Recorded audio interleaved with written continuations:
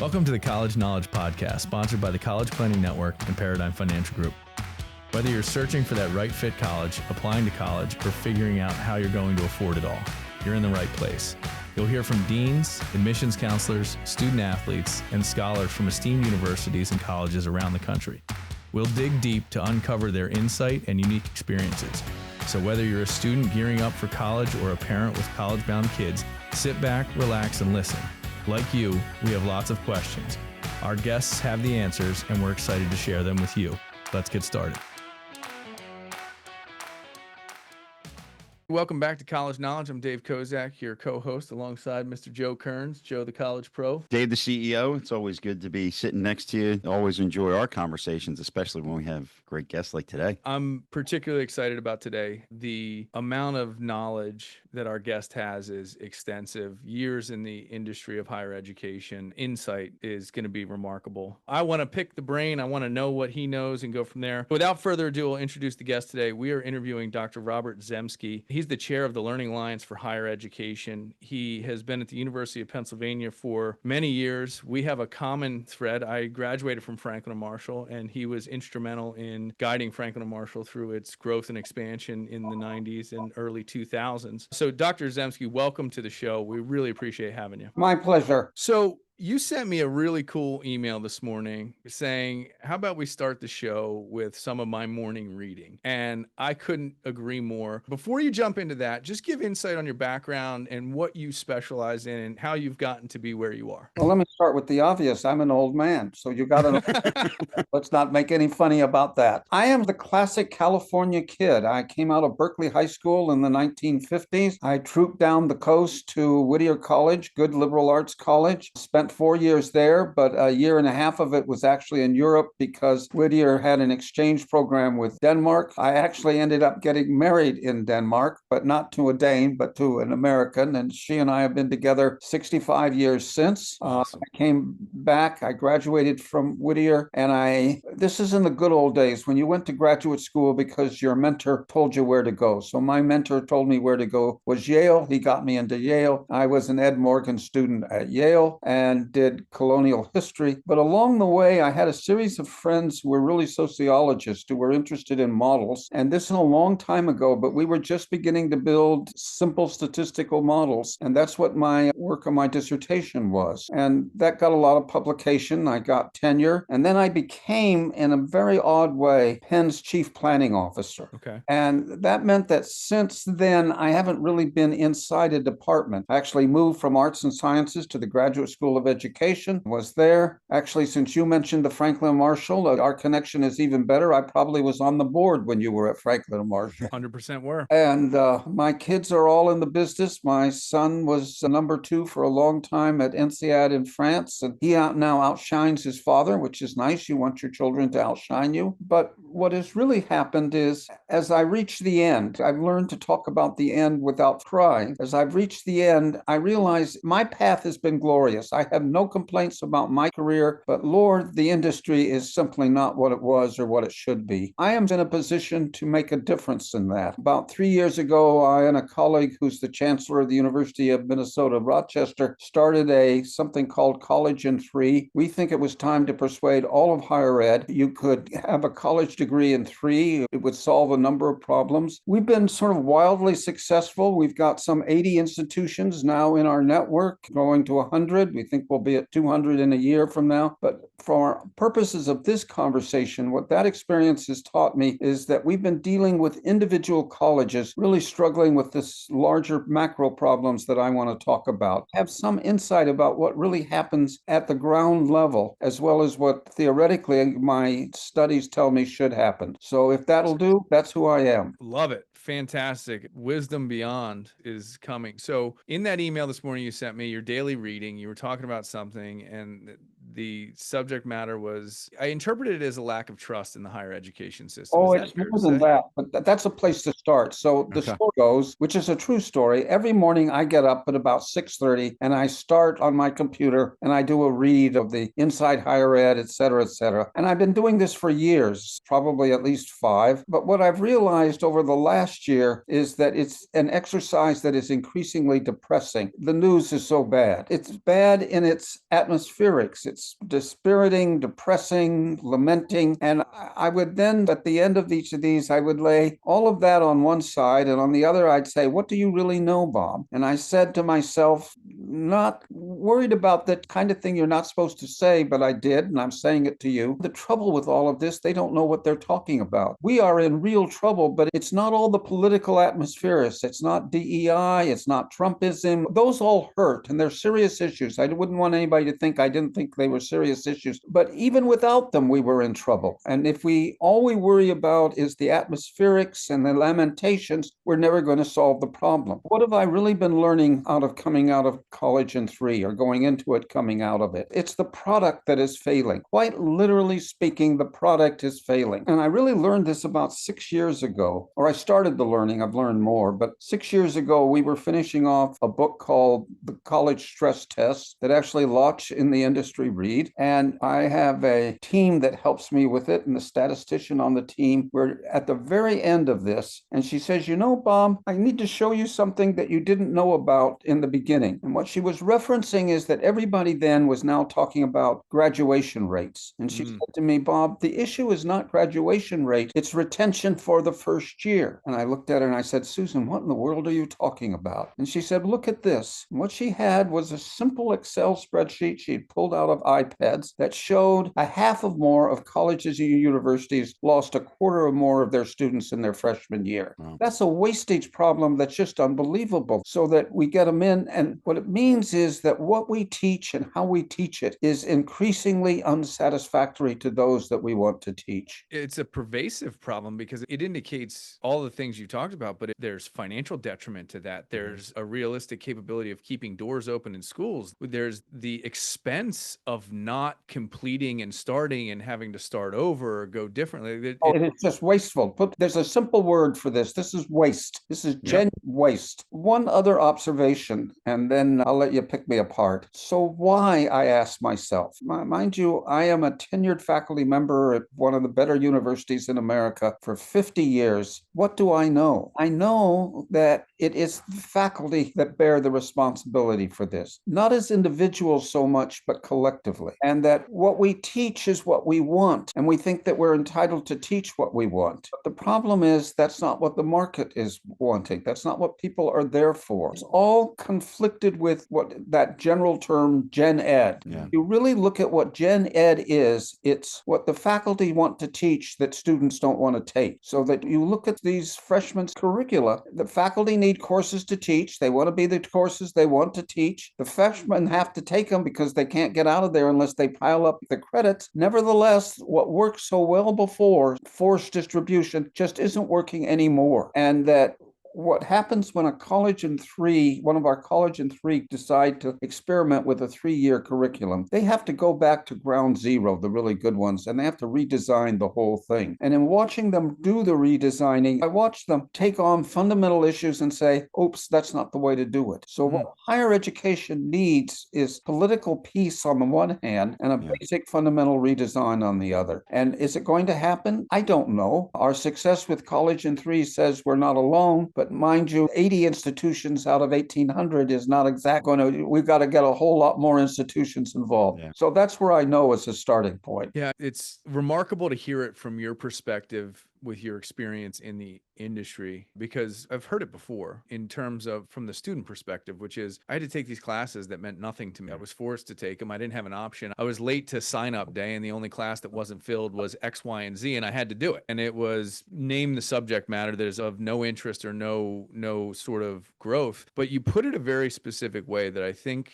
we need to dig into, which is it's not what the market is requiring. When we deal with families and we help them through the admissions admissions process and we help them afford college, we talk about a successful launch, right? From out of Right. college to, if it's grad school, great. If it's pre-law, pre-med, whatever it is, or if it's going right into the workforce, what the market requires is students that understand how to communicate and learn from the get-go in their job roles. Is that part of what we're missing? What the kids want is they want to know how to do things. The students themselves don't talk about learning very much. People like you and I, and we talk about learning. They talk about doing. They want to do things. And studying ancient Mesopotamia doesn't actually lead to doing things. Turns out that if you're really interested in how thought comes about, that's a nice subject. But you got maybe 10 people in the class that want to do that, not the whole class. It's just put in your language when you talk to your parents. I know kids want to know how to do things. And I'll give you some more evidence of that. So these institutions that are experimenting in college in three, most of them, their 3-year college programs are new programs like cybersecurity or a whole set of things like that. That's where they're developing the freedom to take on what used to be sneered at as vocational. It's not vocational anymore, and it's certainly not worthy of sneering at. A couple questions that have popped up through the discussion so far. One, I was curious about with the research about the retention rates, and those numbers are shocking. And as you said, it's a failure, right? It's waste. Is there any research that you did to show what the main reasons are that students aren't returning for that sophomore year? I was just curious if your study showed anything on that end. We actually didn't study that. We're studying it now. Okay. Have the deal with the institutions that join college in three is they become the subject of our research. So Yeah. we're collecting two kinds of information. Only one out of our 80 have actually produced a 3-year graduate. So it's a little early. We will monitor detailed retention. We won't ask students so much. Asking students is really tough on research. Sure. When you get some behavior, like we get how many students left or what is the pattern of that, we will have that. The other thing that we're doing is really actually trying to get the institutions then to focus on learning outcomes. There's a whole language about that. It's become faddish in a way, but it hasn't really paid off the way it should. And we have a senior colleague who seems to have a methodology for getting the institutions to understand whether they're producing learning outcomes. Over the next 3 years coming out of college in three is the basic profile of who does it, do they succeed, that, and we will have at the beginning of a pool of data on what are the learning outcomes. But what you want to know and what everybody wants to know is if you do your degree in three, what are you missing? And that I can't answer that, but if you retain better, you're missing less. This is, we're either going to produce better retention or college in three is not the answer. Yeah. The two kind of observations from hearing you guys talk, the first thing you were saying, Dave, like being forced to take classes. Obviously, some of the gen ed pieces is one thing, but now because the price of college has gone up so much over the years, you're also saying, wait a minute, I'm paying you and I can't do what I want here. Like, I definitely see that can be a major problem. It's just as simple as I'm paying you $50,000 a year and you tell me I can't take the classes that I want. You're going to force me to do something else. Like, why am I paying you?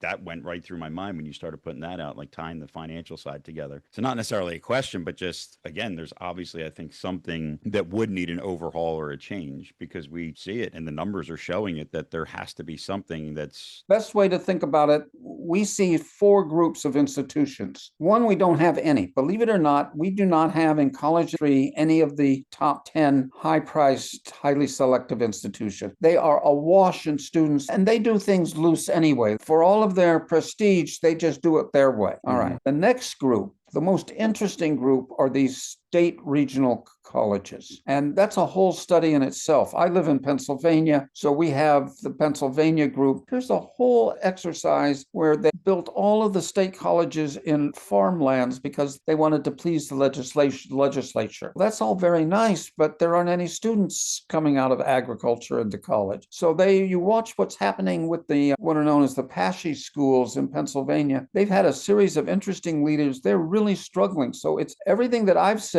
plus there's the local mess. And the ones who most often face a local mess are these state colleges. There are the really solid liberal arts colleges. And we love working with them because they have in their DNA now a sense of experimentation. So now I've given you 3. I've given you the prestige, I've given you the state regional, I've given you the solid liberal arts. The sad ones are the struggling liberal arts. Yeah. Believe it or not, when a struggling liberal arts college comes to us and says, says, we want to be part of this, we are discouraging, even though we're in the business of recruiting and selling, because what we know, we have 3 years of watching now, it takes real money to get this started. We can demonstrate over 6, 7 years, you get all the money back. But like lots of investment things, you better start with some real money to begin with. And they don't have any real money to play with. Yeah. I've had conversations with others in the industry we're in Pennsylvania as well. So the Cabrini situation was a very interesting, just straight up, got to shut its doors, got to sell off its assets and move along, doesn't exist anymore. My sort of expectation is there's going to be a consolidation, especially with declining enrollments, declining retention. That means a declining bottom line for these institutions. And as you said, if they don't have the funds, are they really going to be able to exist? Or are they going to be able to afford the modification and the revolution necessary to be relevant? This is about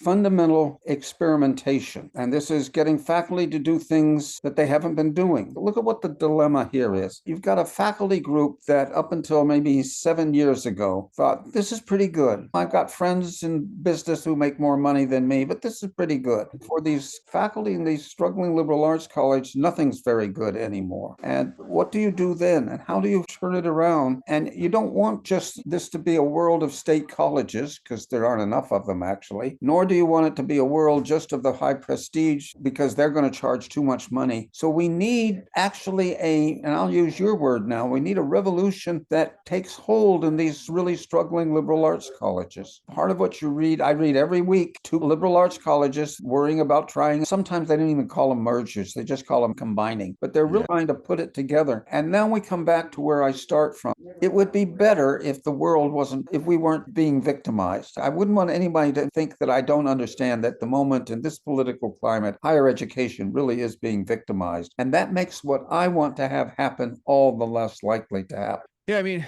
to some extent, it's a self-fulfilling prophecy from how you've put it. We've gotten off the rails of what the original intent was, right? You were talking about back in your day, you had a mentor that helped you get to the next level and get into the right spot. It's increasingly more difficult to do that at any level anymore. Then the other kind of thing is graduate school is becoming also more remote for people. The probability that Bob Zemsky just starting college today, ending up in graduate school is really a lot less. I told my father dropped me off at Whittier for my freshman year. And he says, what's next, Bob? And I said, graduate school. And I never doubted it for a moment. Yeah. That's also gone. All of these it's in process. It's moving along the right way to go. You're dealing with a world. I'm dealing with a world where nothing seems exactly right anymore. And then you add the business end of it together and the sort of competitive environment that has been created. And it's coming to a head. The question is it going to come to a head and solve the problem, or is it going to exacerbate the problem? Lots of people are saying, we'll just get rid of the college years. We don't need them anymore. Also not a wonderful idea. What I worry about are the people who are genuine kids, 17 years old, who have a lot more experience with drugs than almost anything else. And they don't have long work histories. They're pretty good with the communication skills, but it's only amongst their own self. They become less and less able to communicate with somebody like me. Let me ask you a pointed question on, you place the blame on the faculty itself. Responsibility is a better word. Responsibility. It is a better word. You're right. You put the responsibility on it. How much of this problem has been generated by the ego? That idea that this is a subject I'm passionate about, so you will learn about it. That ego of that professor, that faculty to allow or to force people to take classes that are of no interest to their pursuit. Now I'll really get into trouble. It's about the liberal arts. All right. So that's where what you're talking about is more likely to raise its head. Business professors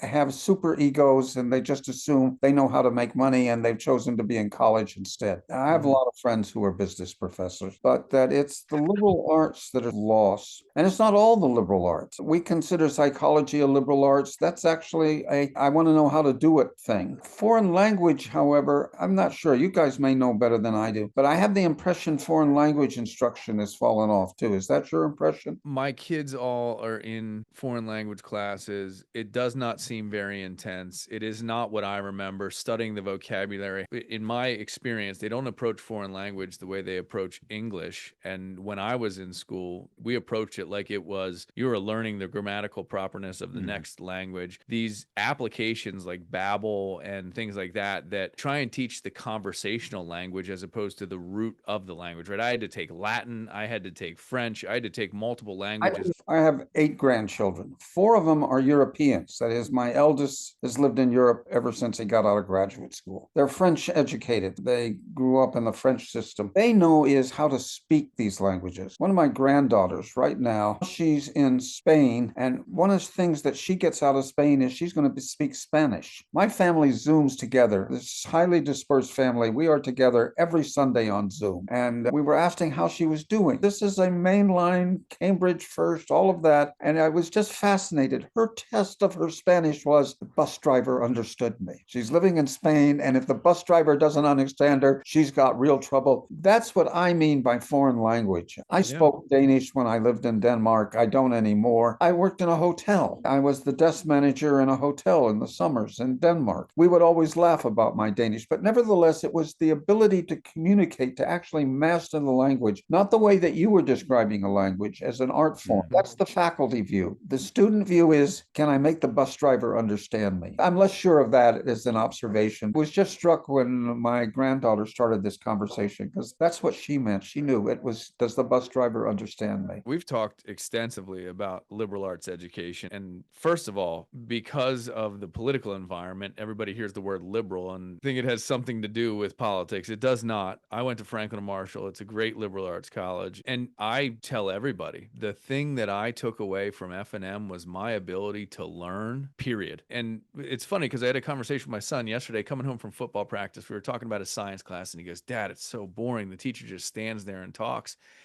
And I had an aha moment. I said, Gavin, do you realize that as an adult now, I pay large sums of money to attend conferences where people lecture me on what they know? Like, I now pay money to go hear that. And I said, and you're getting it for free, and all you can think is how boring it is, right?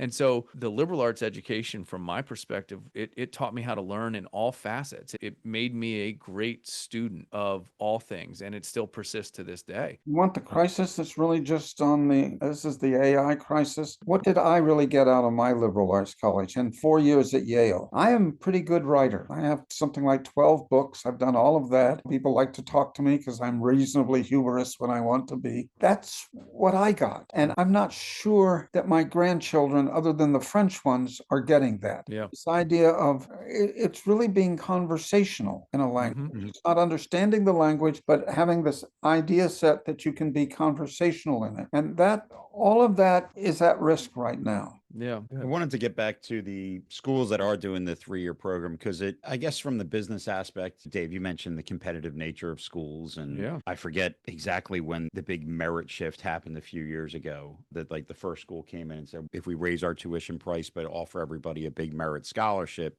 their application rate went through the roof, their enrollment rate went through the roof. And a lot of schools followed suit because it was something that worked. I have not heard about this 3-year bachelor's until I saw that we were interviewing you today. And immediately I said, I know a lot of kids that would want to be interested in that. Well, if it's able to attract kids away from another 4-year school that you can get the degree in 3, I can see schools following suit. But I'm curious, is there anything that's published that families can go and find what schools actually offer this program right now? We have a website called collegein3.org, and it does have a list of institutions that are doing it on it. Is it specific majors or coursework that each of these schools are doing? Or are they doing it across a broad brushstroke of majors? I have only one institution out of my 80 who decided instantly to change the whole curriculum. Everybody else says we will start a degree in 3 program. So that's what most of them are doing. And it's smart because it does 2 things. You only have to deal with 5 faculty members instead of the whole faculty who will want to say you don't have any right to do that. And 2 is that you have room for experimentation because we will let a small group try all kinds of crazy things. You will not let the whole college college try something crazy at the word go. Yeah. So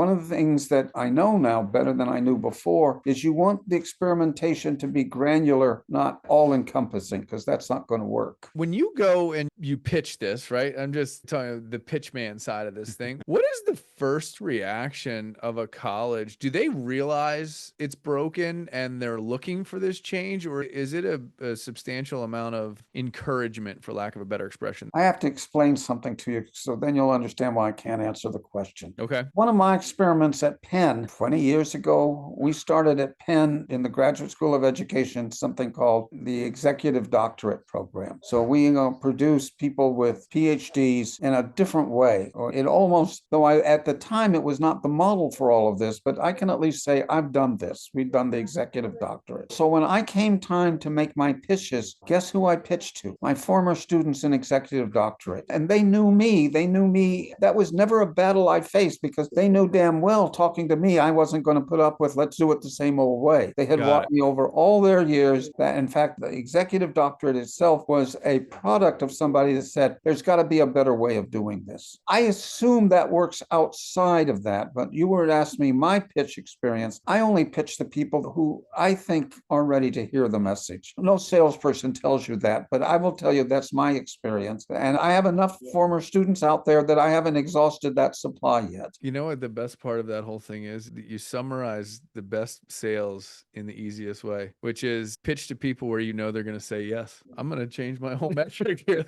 I got it now. That's it. Find the people that say yes. So you're well published in a variety of different areas. If you were giving advice in your experience and wisdom to a prospective high school family approaching college, overwhelmed by the information that is out there, overwhelmed by the intensity of the sort of new student marketing, how would you approach the college game for a family? Or what advice do you have for that? All right. Remember my story so I'm consistent. I sell this because I sell to people I know. Yeah. Yep. It's about connections. So that if I'm advising somebody, I say, find somebody, I'll make F&M the thing, find somebody that you know that's been to F&M. So use your connections to ask the questions. Don't just read the U.S. News and World Report, whatever it is. You've got to make it on the personal level. Find somebody that's walked this path and ask the hard questions of them. To me, that's the answer, but it's hard. So a kid in high school in the middle of Pennsylvania wants to know what it's like to study at USC in California. All he knows about USC in California is it's on the news all the time. What are the probability he really knows somebody that went to USC? But this is a world of connections. Over and over again, I say that to people. It's connections. Yeah, I remember vividly 2001 in March, I drove to Lancaster by myself. I was tasked. My father said, go to campus, find people, talk to them, determine if it's a school for you.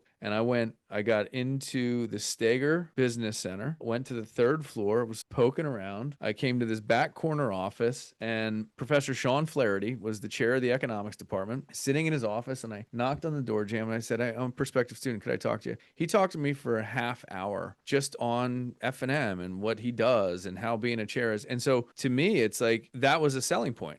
I was not even a student at the school, and I could go talk to a professor, right? So the reason I say that is because it's not just, in my opinion, find the people. I think the people will give you perspective, right? And I think as many perspectives as you can get from people that are in the know is what is extraordinarily valuable, because I had friends that went there. I had people that I knew that went there, and they all gave it the sort of, hey, it's a good school. It's hard, but it's good. And then being able to talk to a professor while I was on campus as just a random citizen really moved the needle for me. I'll give you a different kind of story. I'll give you my story. Sure. How did I get from Berkeley to Whittier College? You have to know my mother. My mother was fond of Quakers. She wasn't a Quaker herself, but somewhere in her mindset, Quakers should rule the world. But that's how I got there. But again, it was connection. And my mother had friends who were Quakers who would talk to me. There is a randomness to this. I don't envy you guys your job. You deal with a randomness in a way that me with my numbers doesn't have to deal with. But I always remember my story. My story is random. How did I end up at Yale? Did I know anything about Yale? No. But John told me I should go to Yale. Yale, and then arranged so I could go to Yale. It's like the 6 degrees of separation. Yeah. Again, and you're connecting dots in random but extraordinary ways at the same time, right? It's using what is familiar in an effort to make a sound decision on yourself. And we talk about it a lot in the professional world, right? Networking is everything. Who you meet, who you hobnob with, who you go and try and make available on your schedule. And the people you meet are the ones that typically can, somewhere or another, you're connected through that sort of networking energy. Yeah. Great stuff. I think this has been phenomenal. It's great Yeah. insight. I appreciate your time on the show. I honestly hope that this change does happen, because I think, as you put it, even beyond all the noise that's out there, we're overlooking potential, really the heart of the problem. And I think addressing that, and hopefully it takes, because it's, in my world, it's one of the biggest complaints that you hear is this: I'm taking courses, I'm paying money for something that I don't want to learn, I don't want to do. And if we can get